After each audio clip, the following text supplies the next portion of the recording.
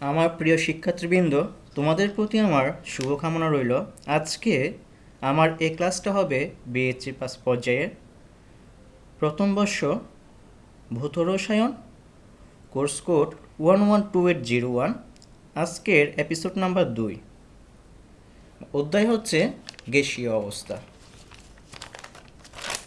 প্রিয় শিক্ষার্থীবৃন্দ, তোমরা আমার এই ইউটিউব চ্যানেলটা সাবস্ক্রাইব করে রেখো, কারণ আমি যখন কোনো ক্লাস আপলোড করব সাথে সাথে তোমরা পেয়ে যাবে, নাহলে ক্লাসটা মিস হয়ে যেতে পারে। ঠিক আছে, যেসব বিষয় সম্পর্কে জানতে পারবে: 1. গ্যাসের গতিতত্ত্ব ও এর স্বীকার্য সমূহ। 2. গ্যাসের গতীয় সমীকরণ প্রতিপাদন। 3. গড় গতিবেগ বা এভারেজ ভেলোসিটি কি? 4. বর্গমূল গড় বর্গবেগ বা আরএমএস বেগ কি? 5. বর্গমূল গড় বর্গবেগ বা আরএমএস বেগ এর প্রয়োজনীয়তা। তাহলে এখন গ্যাসের গতিতত্ত্ব ও এর স্বীকার্যসমূহ নিয়ে আলোচনা করব। গ্যাসের গতিতত্ত্ব।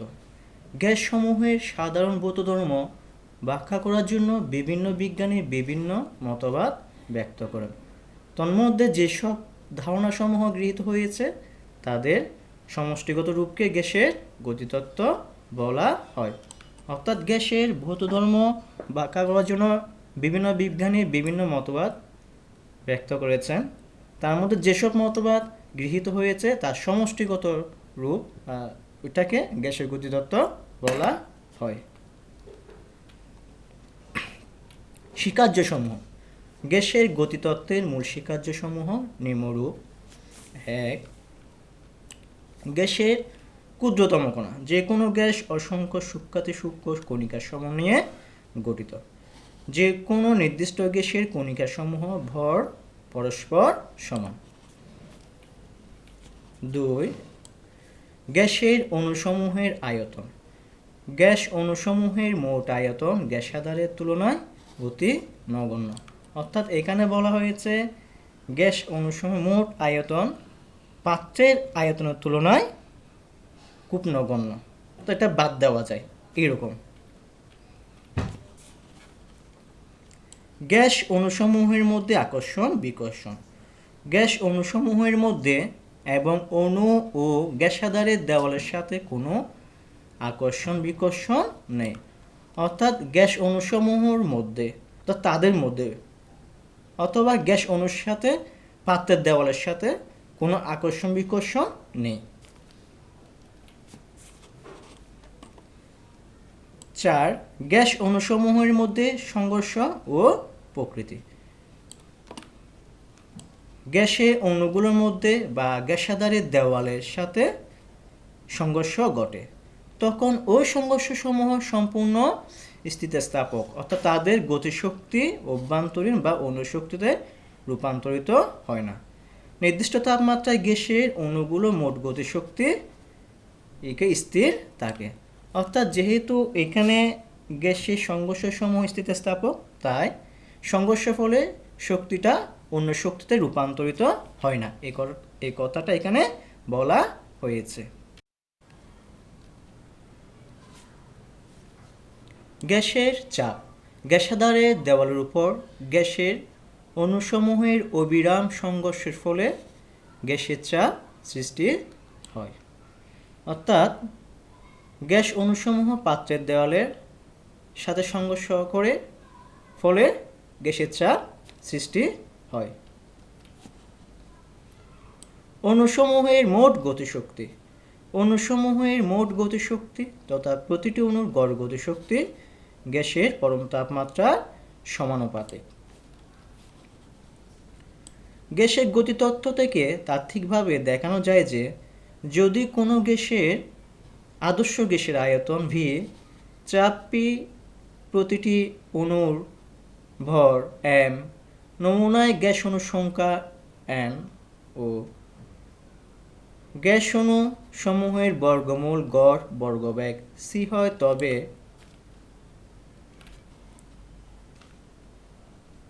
P equal to 1/3 m and c square. এটা m হচ্ছে প্রতিটি অণুর ভর আর n হচ্ছে টোটাল অণুর সংখ্যা। এই সমীকরণকে আদর্শ গতির সমীকরণ।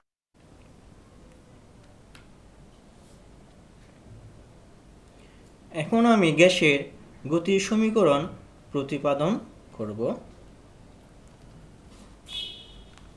মনে করি একটি ঘনকে n সংখ্যক গ্যাসীয় অণু আছে যাদের প্রত্যেকের ভর m।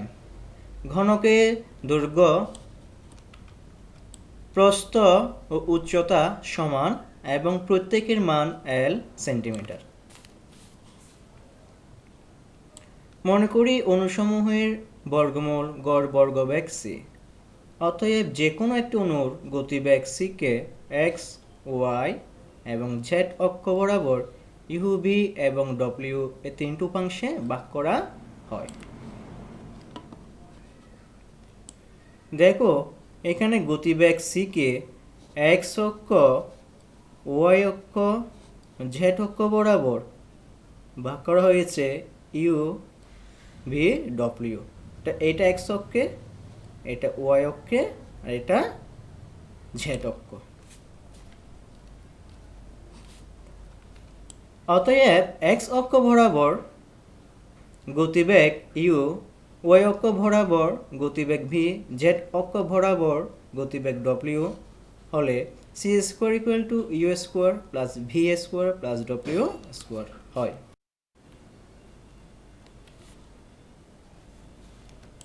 এখন ধরা যাক m ভর বিশিষ্ট একটি অণু u আদি বেগে গ্যাসাধারের দেওয়ালের দিকে ধাবিত হলো। অতএব গ্যাসাধারের দেওয়ালের সাথে সংঘর্ষ হওয়ার পূর্বে এর ভরবেগ হবে mu। যেহেতু সংঘর্ষসমূহ স্থিতিস্থাপক, তাই সংঘর্ষের পরে অণুটি বিপরীত দিকে ধাবিত হবে, অর্থাৎ সংঘর্ষের পরে ওই একই দিকে ভরবেগ হবে -mu। যেহেতু অণুটি বিপরীত দিকে ধাবিত হয়, তাই এখানে ভরবেগ -mu ধরা হয়েছে। অতএব প্রতি সংঘর্ষের জন্য ভরবেগের পরিবর্তন ইকুয়াল টু আদি ভরবেগ বিয়োগ শেষ ভরবেগ equal to mu minus bracket -mu equal to mu। এখন ঘনকের দুটি দেওয়ালের মধ্যবর্তী দূরত্ব যদি L সেন্টিমিটার হয়, তাহলে প্রতি সেকেন্ডে L সেন্টিমিটার দূরত্ব অতিক্রম করলে সংঘর্ষ হয় একটি। প্রতি সেকেন্ডে 1 সেন্টিমিটার দূরত্ব অতিক্রম করলে সংঘর্ষ হয় 1/LT। প্রতি সেকেন্ডে u সেন্টিমিটার দূরত্ব অতিক্রম করলে সংঘর্ষ হয় u/LT। অর্থাৎ প্রতি সেকেন্ডে সংঘর্ষের সংখ্যা u/LT। সুতরাং x অক্ষ বরাবর প্রতি সেকেন্ডে অণুটির মোট ভরবেগের পরিবর্তন ইকুয়াল টু প্রতি সংঘর্ষের ফলে ভরবেগের পরিবর্তন গুণ প্রতি সেকেন্ডে সংঘর্ষ সংখ্যা equal to 2mu into u/L। অর্থাৎ এখানে ভরবেগের প্রতি সংঘর্ষের ফলে ভরবেগের পরিবর্তন হয়েছে 2mu, আর প্রতি সেকেন্ডে সংঘর্ষ সংখ্যা u/L, যেটা আমরা এইখান থেকে পেয়েছি। তাহলে ইকুয়াল টু 2mu²/L। অতএব x, y ও z অক্ষ বরাবর প্রতি সেকেন্ডে অণুটির মোট ভরবেগের পরিবর্তন equal two 2mu² plus 2mv² plus 2mw² এটা হচ্ছে x অক্ষ বরাবর, এটা হচ্ছে y অক্ষ বরাবর, এটা হচ্ছে জেড অক্ষ বরাবর ভরবেগের পরিবর্তন।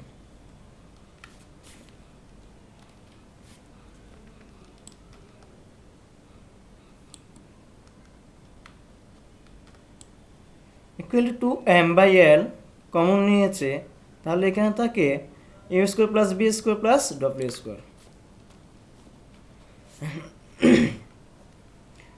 Equal to M C square by L. এখানে C square equal to U square plus V square plus W square ধরা হয়েছে, অর্থাৎ এটার সমান সি স্কোয়ার ধরা হয়েছে।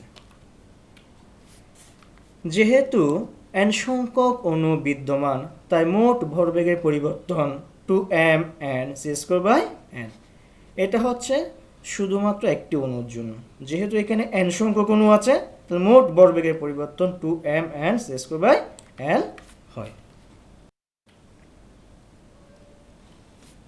আবার যেহেতু ঘনকে 6টি তল আছে, ঘনকের অভ্যন্তরে গ্যাসের উপর মোট প্রযুক্ত বল equal to P into 6L square. আমরা নিউটনের দ্বিতীয় সূত্র অনুসারে পাই যে কোনো বস্তুর উপর প্রযুক্ত বল তার ভরবেগের পরিবর্তনের হারের সমান, অর্থাৎ P into 6L square equal to 2m n c square by l, বা p equal to 2m n c square by 6L cube. এটা এদিকে চলে আসছে, বা p equal to m n c square by 3L cube,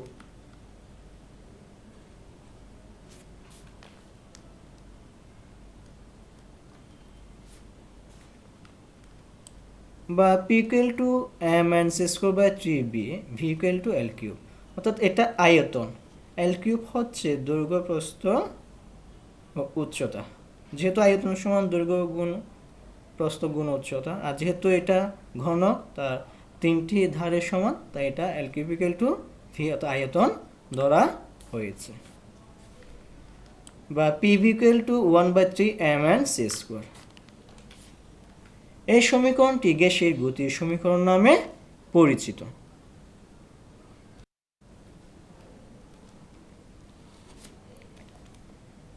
এখন আমি গড় গতিবেগ কাকে বলে এ নিয়ে আলোচনা করব।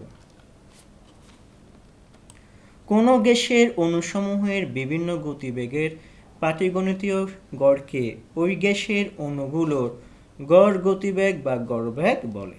গড় গতিবেগকে সি বার দ্বারা প্রকাশ করা হয়। অর্থাৎ এখানে যদি n সংখ্যক অণু থাকে, প্রত্যেকটি অণুর গতিবেগ যোগ করে মোট অণুর সংখ্যা অর্থাৎ n দিয়ে ভাগ করলে যেটা পাবো সেটা হচ্ছে গড় গতিবেগ।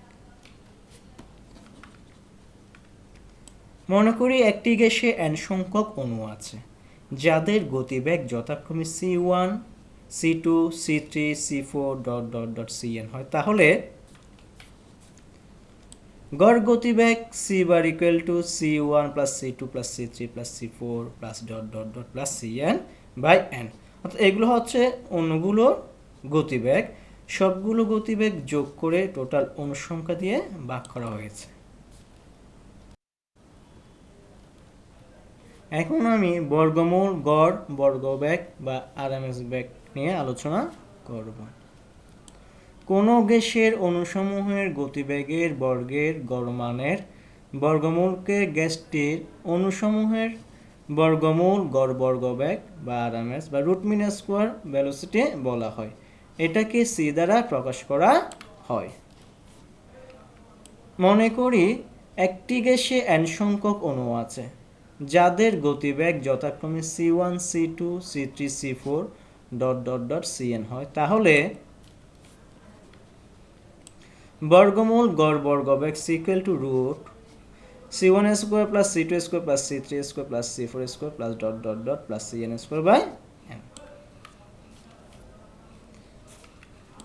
আরএমএস বেগকে প্রদত্ত সমীকরণ দ্বারা প্রকাশ করা হয়। তো c equal to root 3RT by m। এটা খুবই গুরুত্বপূর্ণ সমীকরণ, একটু জেনে রাখবে তোমরা।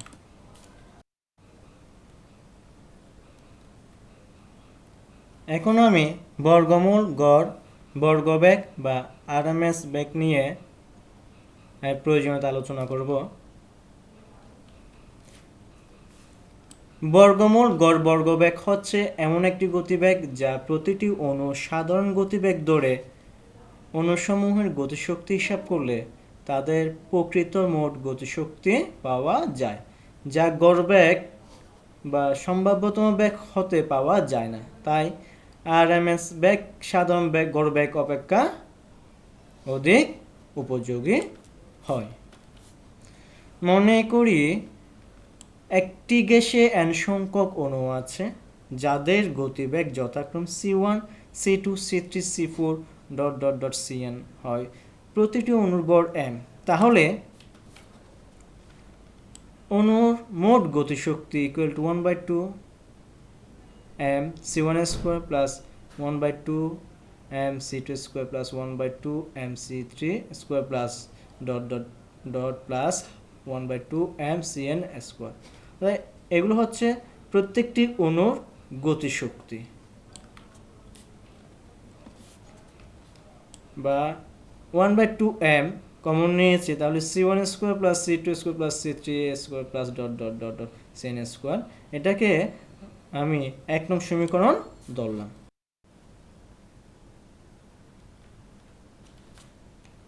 আবার প্রতিটি অণুর সাধারণ গতিবেগ হলে প্রতিটি অণুর গতিশক্তি equal to 1/2 m c square. সুতরাং nটি অণুর সর্বমোট গতিশক্তি equal to 1/2 mn c square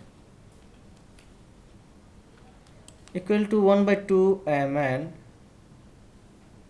into root c1 square plus c2 square plus c3 square plus c4 square plus ...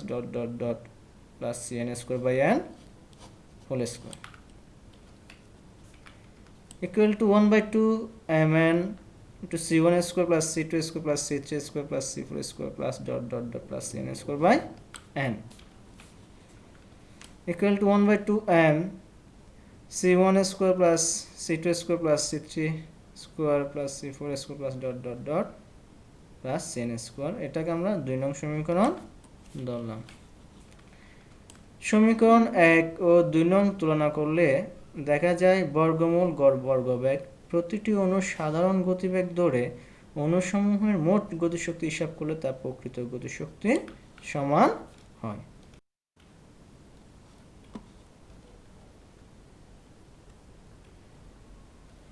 আমার প্রিয় শিক্ষার্থীবৃন্দ, আজকের ক্লাসটা এইটুকু পর্যন্ত সাজানো হয়েছে।